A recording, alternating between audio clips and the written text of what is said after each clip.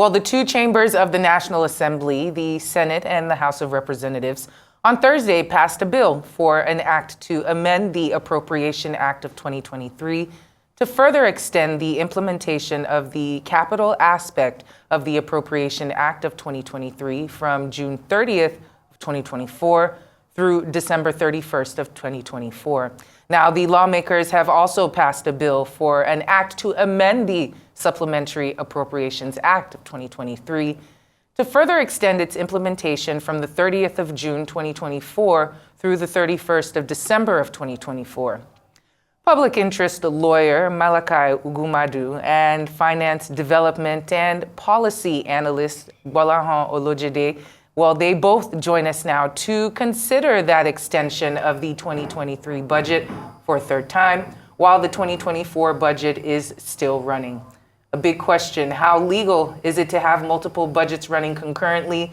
Gentlemen, these are the issues this afternoon. Thank you so much for joining us today.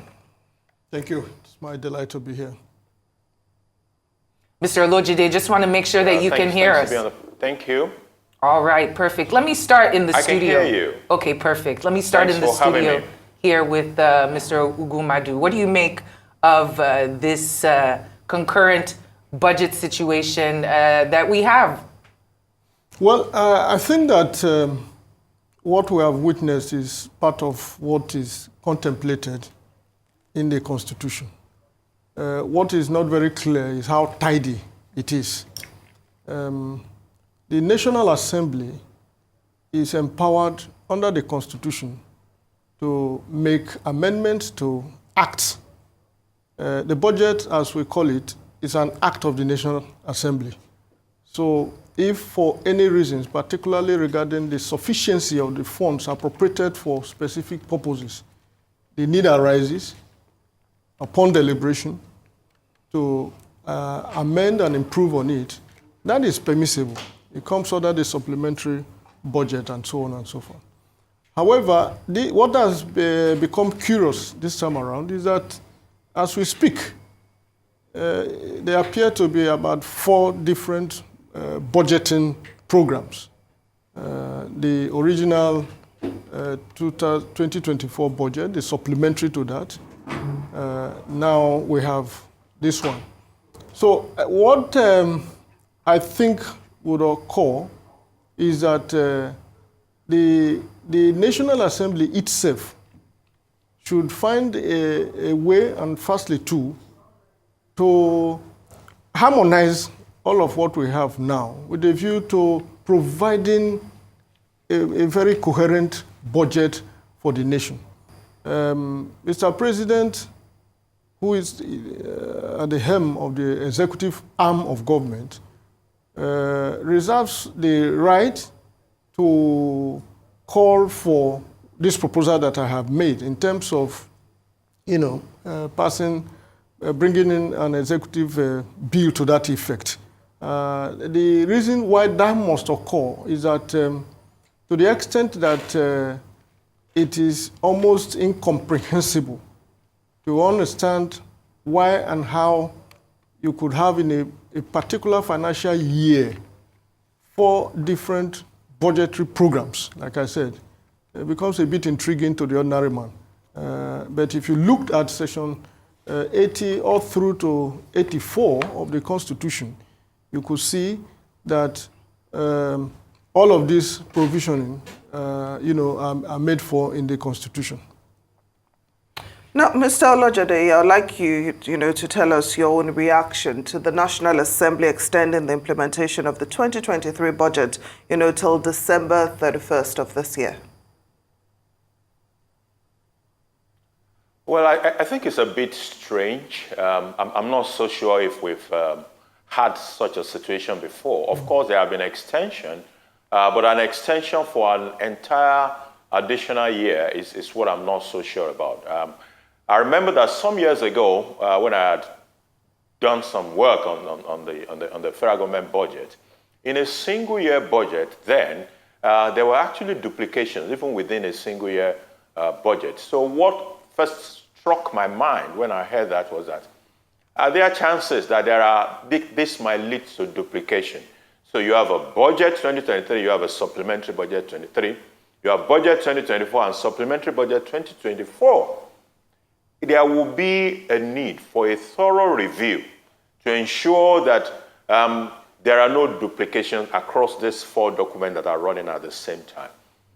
It also goes to show some level of, should I call it, avoidable inefficiency. I think we should be able to cut over whatever we did not finish last year, bring it into the current year budget, and go from there, rather than extend the budget of last year all through an entire 2024. After all, this year itself had a supplementary budget. So those things that I wasn't able to implement, I could have brought them into the current year budget and then I just run with it within the current budget rather than for budget. It will require proper monitoring, proper review, especially in view of possible duplication of items within these 4 different budgets.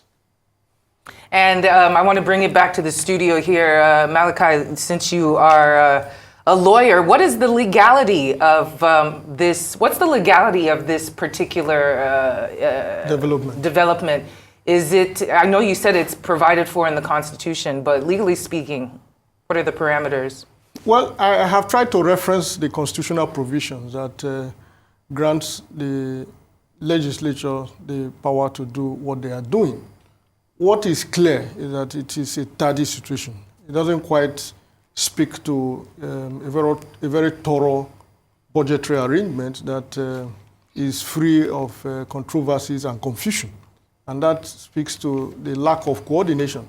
I think the philosophy behind all of these amendments and projections beyond what was originally budgeted has to do with contingencies such that were not foreseeable at the time when the original budgets were passed. But it is not at large. You don't just leave it at large to such an extent where you'll now be talking of 4 different budgetary programs in one financial year. Like my colleague did said, I don't think we've witnessed this in the past. And even speaking legally, since you're interested in the law, the extension required with respect to issues like this must not exceed 6 months. That is what the law says, and that is what the Constitution is talking about, such that if there had been earlier extensions or an extension going beyond that constitutionally permissible period, then you're already acting not just illegally, but unconstitutionally. But my point is simple. It is that we need to, budgeting is really a critical aspect of the function of the legislature. Lawmaking, oversighting, and more importantly, budgeting. Now, and it is a very important statecraft. You do not have passed as the national budget, which becomes an act of the National Assembly, a document that doesn't even exude some certainty, let alone compliance with that budget itself. So by the time we have on our table 4 different budgeting or budget documents, it will be difficult to, quite frankly, understand which one to run with, let alone the implementation. I remember in 2009, I had cause to bring an action before the Federal High Court in which I was quarreling with the non-implementation of the budget. Everyone hears it is a budget, but indeed it is an act of the National Assembly, and it does not lie in the mouth of the executive to say we have performed the budget has just performed 30% or 25% as the case may be. A law is a law, and you do not pick and choose which aspect of the law to implement. The annual budget is an appropriation act and ought to be fully implemented. So if we have had instances in which the extensions arose from the non-implementation of the previous budget, leading to the inclusion of budget items in the current budget, all of those speak to how very tardy uncoordinated that we have become. At the end of the day, the budget is merely estimate and expenditure, projections of the government. But by the time you're unable to get it right, even from that point of view, then implementation becomes clearly a big problem. Now, Mr. Olojede, one of the reasons, or the main reason given for the extension was so that some projects can be completed, projects that were carried over into the new year. But why couldn't these projects be included in the 2024 supplementary budget rather than extending, the timeline for the 2023 budget? Yeah, that is part of what shows that we were not particularly taking the budget as a planning document. It is a very serious planning document. But my impression of how we have treated the budget in our system is that we see it as an authority to spend. The budget is beyond an authority to spend. It is first and primarily a national planning document. If we take that perspective, at least going forward, it might help us to avoid the kind of situation we have found ourselves. If the system is not good enough as it is right now, we can pass law, we can make amendment that will make it more perfect. I actually foresee a situation that if we're not careful, we will also run into a similar situation in the coming year, in which some of the projects here for 2024 will not be completed and we'll need to roll it forward to 2025. And that could continue for into an unforeseeable future. It's an avoidable situation. Budget is a national planning document, first of all, before an authority to spend. And we need to adopt that mentality. And Mr. Ugwummadu, the current situation that's happening in Kenya as the world watches them protest these taxes that are, and this finance bill and all the other issues that they have with the country, including the spending of those in government. Watching that unfold, does it give you any pause when you see things like this happen within Nigeria, drawing on some similarities that we have in terms of the government not tightening up their pockets while the ordinary citizens are living in penury and are watching supposedly as their finances are being frittered and discussed in ways that aren't very productive to the moving forward of the nation. Is this something that sits in the back of your mind at all? I think it sits in front of my mind. But quite frankly, we need to cautiously understand what is happening in Kenya. In my view, the citizens of Kenya and those who took on the struggle clearly have demonstrated a fresh consciousness. And there is a way in which what happened in our country, well, in respect of a different subject matter, resonated in that area. But here is the point. People who have been treated as slaves ceases to be a slave when they refuse to be a slave. And this is precisely because the strength of whoever oppresses you, whether by way of draconian policies or unbearable government decisions, will continue to suffer those repressions, except the people demonstrate one way or the other that that was no longer tolerable.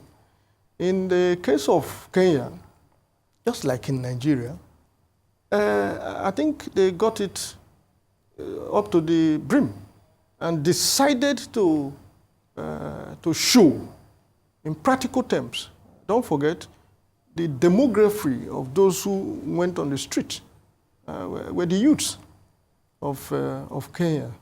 And they have that sense of entitlement that they ought to be gainfully employed, sufficiently provided for, yet the government of the day was running them out completely with excessive taxation and policies that can no longer make life meaningful to them.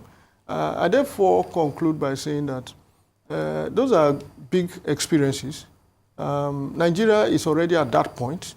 I mean, if you take into account what has happened only recently in this country, from the removal of subsidy from petroleum products, which has become a very, very touchy debate. As far as I'm concerned, you cannot be justifying removal of subsidy in an economy such as ours. I don't know of any country, civilized, developed, or otherwise, that do not have subsidy provisioning in those countries.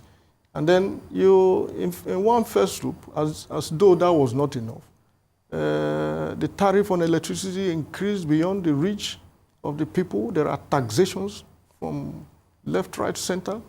And the general cost of living has become unbearable for the common people.